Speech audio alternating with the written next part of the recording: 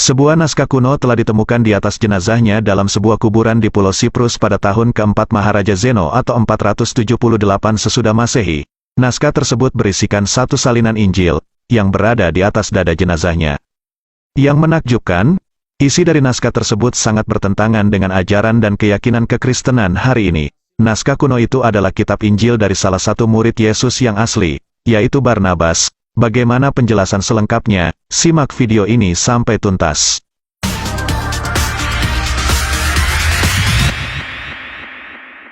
Injil Barnabas adalah sebuah Injil yang ditulis pada abad pertengahan akhir dan dikaitkan dengan murid Kristen mula-mula. Barnabas, yang dalam karya ini, adalah salah satu dari para rasul Yesus. Dalam Injil Barnabas di pasal ke-14 disebutkan nama ke-12 murid Yesus, yaitu Yesus telah memilih Andreas dan saudaranya Petrus sang penjala ikan, dan Yusuf Barnabas yang menulis Injil ini, kemudian Matius sang pemungut cukai, Yohanes dan Yakobus putra Zebedius, Tadius dan Simon orang Zelot, Bartolomius dan Filipus, Yakobus anak Alfeus dan Yudas Iskariot sang pengkhianat. Injil Barnabas telah diterjemahkan ke dalam bermacam-macam bahasa, seperti bahasa Italia, Spanyol, Inggris dan Arab.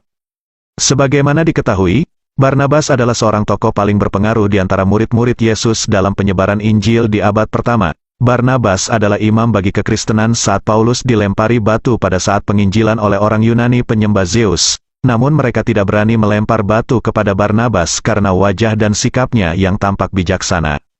Ia adalah seorang tokoh yang berkelana bersama Paulus, kemudian mereka bersilang pendapat karena perbedaan teologi antara keduanya mengenai ketuhanan Yesus. Barnabas dalam bukunya mengungkapkan Paulus telah mengajarkan kepada orang awam mengenai ketuhanan Yesus sebagai Allah Anak, menolak sunat yang diwajibkan kepada mereka, dan memakan daging yang diharamkan untuk mereka. Oleh karena perbedaan teologi inilah Barnabas meninggalkan Paulus. Barnabas adalah Kristen mula-mula, yakni Kristen Ibrani. Injil Barnabas telah disembunyikan dari peredarannya oleh gereja-gereja barat selama berabad-abad, karena isinya sangat bertentangan dengan ajaran Trinitas Kristen Barat, dan menjadi Injil yang tegas melarang ketuhanan Yesus sebagai Allah Anak. Kemudian di abad pertengahan Injil ini muncul kembali ke permukaan dalam perpustakaan Paus Sixtus kelima dan ditemukan oleh seorang pastor bernama Fra Melino. Injil Barnabas telah dipakai di gereja-gereja kekristenan awal sampai ke masa Dekrit Gelasius. Sesudah dekrit itu diterbitkan, Injil ini kemudian disembunyikan bersama puluhan Injil-Injil yang lain yang sekarang terkenal dengan nama Injil-Injil Apokripa. Kebanyakan dari Injil-Injil ini berhasil dimusnahkan, sebagian lagi hanya diketahui namanya, ada pula hanya ditemukan beberapa lembar. Satu naskah Injil Barnabas yang berhasil lolos dari pemusnahan ialah naskah yang dipegang oleh Pastor Fra Melino yang tersebut di atas sekarang berada di National Bibliothèque, Wina. Dari naskah yang menarik inilah telah dibuat terjemahan-terjemahan. Di antaranya terjemahan bahasa Arab oleh seorang Kristen terkemuka Dr. Halil Saadah. Ia sangat berhati-hati dalam menerjemahkan Injil kuno ini, malah terkadang-kadang ia terjemahkan secara harafiah. Injil Barnabas adalah Injil tulisan asli Barnabas murid Yesus, dan bukanlah surat Barnabas yang dikenal kekristenan hari ini. Karena Injil Barnabas adalah sebuah kitab Injil yang lengkap, maka isinya adalah naskah narasi biografi Yesus dari kelahiran sampai penyaliban yang isinya lebih lengkap daripada Injil kanonik yang 4. Salah satu kitab Injil Barnabas yang original telah ditemukan kembali setelah sempat dihilangkan dan disembunyikan pihak gereja Kristen di Turki selama 12 tahun. Di dalam bangunan gereja Kristen tidak sengaja buku ini ditemukan oleh polisi Turki saat sedang melakukan razia penyelundupan barang-barang. Injil ini ditemukan kembali di sebuah lemari besi di gedung itu dalam keadaan berantakan dan tidak terawat pada Februari tahun 2012. Dengan bentuk kitab kuno tulisan tangan asli bertinta warna emas dari era 1500 tahun yang lalu. Polisi menyerahkan temuan itu kepada pihak museum. Pihak peneliti telah menghitung dengan karbon dan ditemukan Injil Barnabas telah berusia 1500 tahun dan isinya mengajarkan doktrin kekristenan yang berbeda dengan doktrin kekristenan karya keselamatan dan Putra Allah yang diajarkan dalam Bible kanonik.